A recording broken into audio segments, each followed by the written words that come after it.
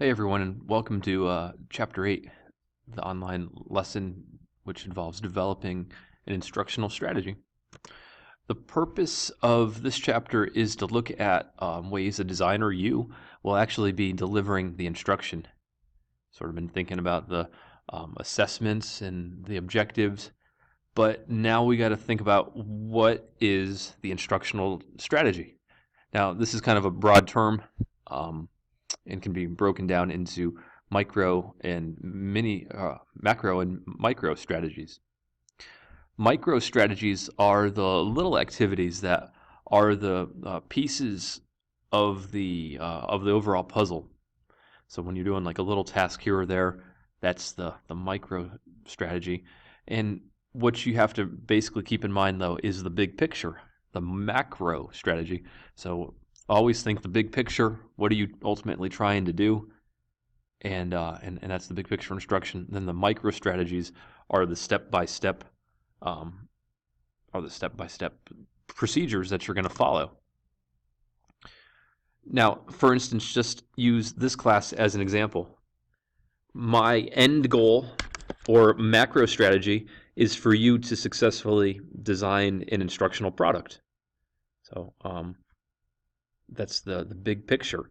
Now, I guess I could just say, go do it, read the book and figure it out, and turn in the work at the end. But I don't know that that's the best delivery method. So what I'm trying to do with these assignments here is break it down into micro strategies. Because of the nature of this asynchronous course, now there are some limitations in how we can go about and do these micro strategies. I can't do some things that I might do in a face-to-face classroom, and we miss some face-to-face dialogue and things like that. So the big challenge though is how do you deliver it?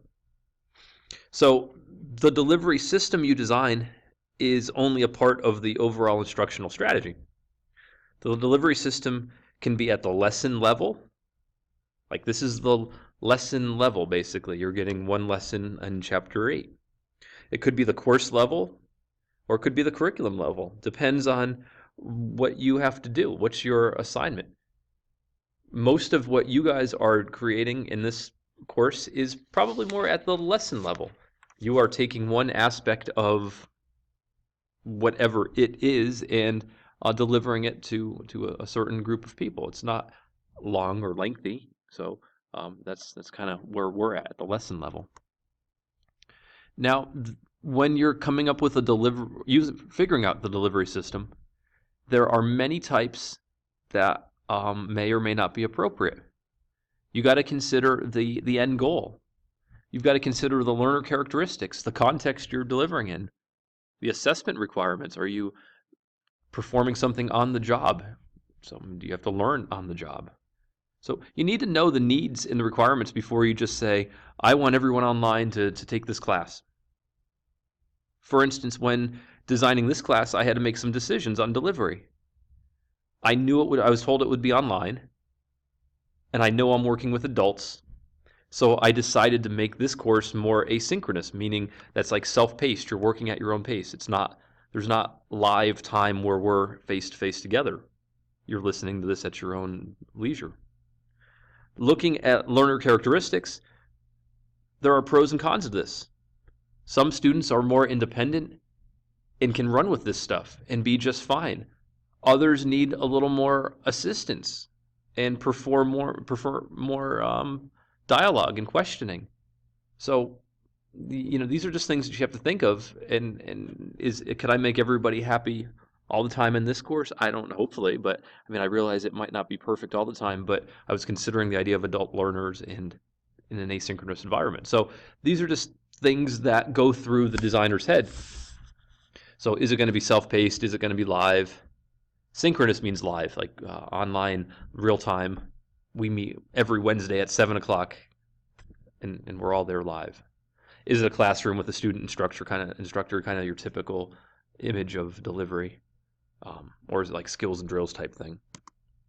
So when deciding the sequence of what you're going to do, it would be beneficial to look at your instructional analysis.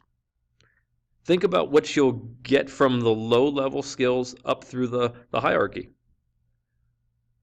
What's the logical flow? What sequence do you follow? I mean, you just have to consider the sequence that you're going to go through, and it just needs to be thought out. Clustering means how you'll break down the instruction into smaller chunks. So if you're working with little kids, for instance, you're probably going to want to break the instruction down into smaller chunks. Will the chunk be one chapter in the textbook? Kind of like what I have here. I tried to break it down into chunks by chapter. How complex is the stuff? Does it have to be broken down into subcategories? Adult learners can usually handle larger clusters of content. So I can tell you, go look at chapter 8, look at chapter 9, and you could handle it. A high school student might need smaller chunks. Let's look at the first half of chapter 8. So you got to also consider the type of learning that's taking place, the amount of time required to include all the events for each cluster. So how much time are you spending on each cluster? So for instance, these lectures are on average have been about 10 or 15 minutes. Take into your time that you're reading the material and completing the assignments. And so about a week by week, in my mind, the cluster is probably about an hour and a half per week, maybe 2 hours to complete the task.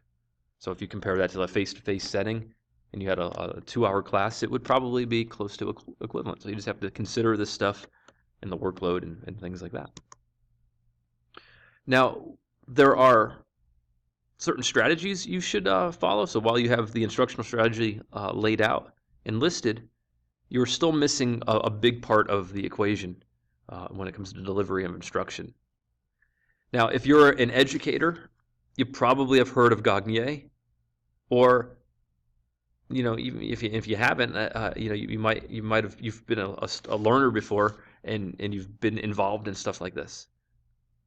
If you're not an educator, these components are what you really probably need to try to incorporate into the design of your instruction.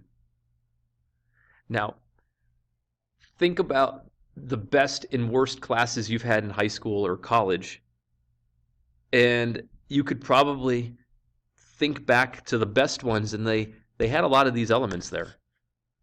There's guidance, there's feedback, the material is stimulating, you knew what you were doing up front, and you can actually carry it over some of the material and know it today. So let's just kind of run through some more stuff here with designing this stuff, the material here. Now, what are you going to do to get the learner's attention? So if you go back here, this previous slide, how are you going to gain the attention of the learner? Well, that's important. As a high school teacher, it can be challenging at times to motivate the learner. How am I going to get them engaged in the case of me, my psychology lesson, and then actually stick with me for 52 minutes? So that's a big challenge. Maybe you can connect the material to real life. And if you can do that, then maybe you'll pull them in. So next, you need to see why the material is relevant. This is John Keller's ARCS model, by the way, that I'm pulling from. So the student needs to be motivated. Then you have to pull their attention. It needs to be relevant, whatever you're talking about, and worth their time. The learner's confidence matters. As a highly motivated learner may be confident in the ability to learn the material, while the less confident person may be less motivated. So they need to feel good about what they're doing, that they can handle it, they can do it. Sure, it's a challenge, but I can do this. So it's not easy to do, but it is there. And then, do they find satisfaction from the learning experience? If you've sat in a class and don't get any satisfaction out of it, is there intrinsic motivation for you? Is there an extrinsic reward? What's going on there? So this is not easy to do, and if it was easy, we'd all be doing it right every time. But this is the goal. There is to keep their attention, keep it relevant, build up confidence, and make them feel like they walked out with something worthwhile. Now, you should provide the learner with objectives up front, Basically, you're saying, here's what we're doing. The material that the student is learning shouldn't be a surprise. And it's a good idea to let the learner know of these prerequisite skills to make sure they know what they're trying to do and compare that to what they already know. So the learning shouldn't be a surprise. Maybe you, if you're a teacher, you might have a learning target or the behavioral objective on your board or an I can statement. So if the learner is looking at the board, they can see that I can identifying the following factorials or whatever it may be. Once you have the all of that taken care of up front, like and thought through, how are you going to present the content? How do you decide how much to give, how fast to go? What's too much information or too little? Do you know examples that fit the topic or non-examples that you can tie in? It's sort of thinking about like the pacing of it. How do you get the material into the lesson? If you go throw too much at them, they're not going to retain it. Too little, they're going to get bored. So it's just a challenge to get the right speed.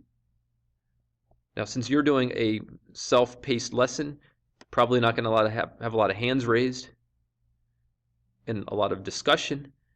But how do you get them to participate? Not only will you have to provide practice or a chance to test out what they're doing, but how do you give them feedback on the learning? So how can you tell them how the direction's going, and what type of practice will you give? If you're working with adults, maybe verbal or written feedback will be fine. Kids might need reinforcement, maybe a favorable look by the instructor, by the teacher, maybe a little stamp, maybe some sort of reward. And as an educator, I think to myself, just because I teach something doesn't mean that everybody learned it, and you got to make sure that they're learning it. Just because I said the words doesn't mean that my class automatically soaked in the psychology. I've got to try to practice it with them, give them some feedback, and take them in on the discussion and information.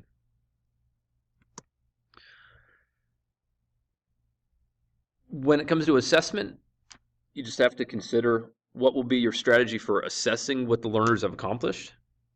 I mean, that's just how are you going to do it? All right.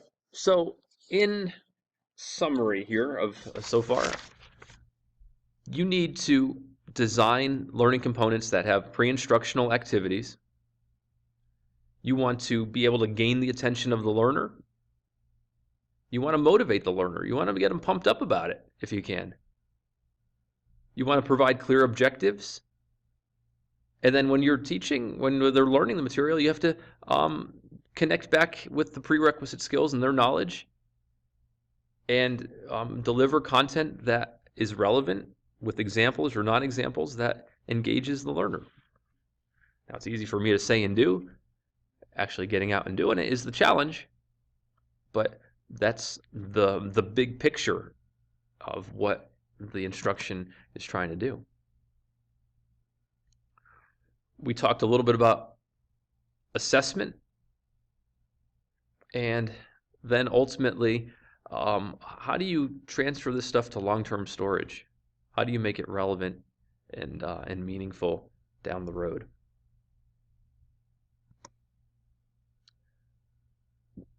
I'm not sure how far or advanced you are into the IT program here, but one topic one theory that seems to come up in many classes is Moore and Kearsley's theory of transactional distance, and this has a lot to do with online learning, and maybe you're designing something that's to be done online, and you have to consider the learner. Is your learner autonomous, more or less autonomous? So if you take online learning as the example, you have to consider the maturity and ability levels of a learner. The theory of transactional distance says that the more autonomous learners are, they have a greater transactional distance. These types of learners need less course structure and dialogue, so greater Transactional distance means you have a more autonomous learner. So, some of you need less structure and dialogue. Take this course, I guess. I've designed it on the notion that you are more autonomous, but I may be wrong. I assumed in my thoughts that you that it would be a more autonomous situation, but that's okay. If you're not, there's nothing wrong with that. It's just some people have preferences and can run a little bit more. Some people have a little more question in terms of the dialogue. A less autonomous student may need more detailed course structure with lots of interactive communication and guidance from the instructor. So maybe that person maybe a face-to-face class would be better suited for the less autonomous learner because they need more structure, more guidance. A less autonomous learner would benefit from having an Illuminate session every Wednesday at 7 o'clock where it's live and you could chime in and talk kind of like a Skype from your house versus the more autonomous learner that say, I'm going to skip this one. I get it. I understand. I read the directions. It's cool. So it just depends on the learner. There's not one type of online learner. So if you're designing things and you have less autonomous learners, well, maybe an online setting might not be the best bet for them. All right. And let's see. When you're selecting the media and delivery system, I always think of the media truck debate. And if you've taken a course with me before, I know you've heard me go on and on about Richard Clark and the grocery truck analogy. Basically, the media that you select, that could be the online platform, the fancy technology, isn't what makes the big difference. The media, as Clark says, are mere vehicles that deliver instruction, but do not influence student achievement any more than the truck that delivers our groceries causes changes in nutrition. So my position on this, and sort of I think it's pretty standard in the field, is that the medium that you pick doesn't make the big difference in how the students learn. The design of the instruction makes a difference. So just because you have the latest and greatest fancy phone app that you want your learner to use, if it's put in a poorly designed lesson, that fancy technology is not going to make the kid learn the material any better. I guess you would ask yourself, is this material, is this technology, is the media helping get to the learning objective? So if you take that grocery truck analogy into account,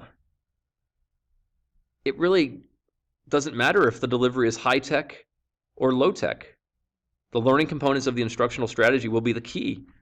They'll be the key predictor of success, not the fancy technology. So often we buy into this notion that if everybody just had their own laptop, or if everybody just had a tablet or a smart board in every classroom, everything would be better. Students would learn more. I would question that. What are you doing with this stuff? Just because it's there, it's on, it looks fancy, it's cool. How is it helping you reach your learning objective? And if you can't figure out, or if you don't know why it is, then is it really working? All right, so that concludes a little bit on the development of an instructional strategy. I hope this was useful as you are reading through. And as always, if you have any questions or concerns, give me a call, shoot me an email, let me know, and we'll sort it out together. Good luck this week, and I'll talk to you soon.